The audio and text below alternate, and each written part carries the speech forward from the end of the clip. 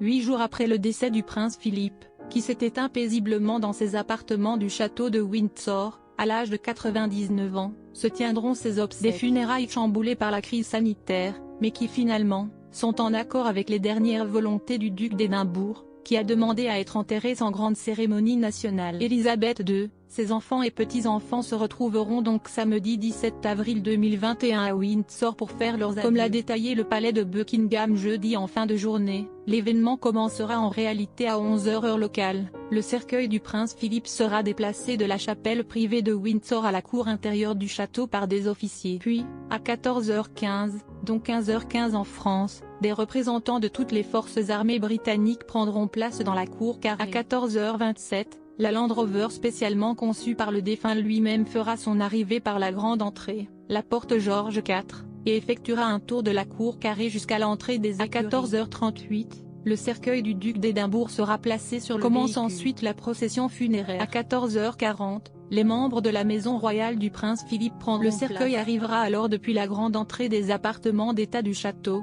la State Entrance, et les membres de la famille royale se mettront en position pour suivre à pied le cortège. La reine Elisabeth fera son apparition à 14 h 44 par l'entrée des appartements d'état, sera rejointe par une de ses dames de compagnie, avant de prendre place à bord d'une Bentley, qui fermera la procession. À 14 h 45, le cortège se mettra alors en route vers la chapelle Saint-Georges, avec dans l'ordre, la princesse Anne et son frère le prince Charles côte à côte, puis le prince Edward et le prince Andrew, suivis du prince Harry et du prince William, séparés par leur cousin Peter Phillips, et enfin le vice-amiral Sir Tim Lawrence, le mari de la princesse Anne, et le comte de Snowdon, le fils de la défunte princesse Margaret, fermeront la. À 14 h 54. Le cercueil devrait arriver au pied du grand escalier de la chapelle. Il sera alors transporté par des officiers de la marine à l'intérieur de l'édifice alignés 2 par 2, les membres de la famille royale, ceux présents lors de la procession et le reste des 30 invités, entreront à leur tour. C'est à ce moment que feront leur apparition Camilla,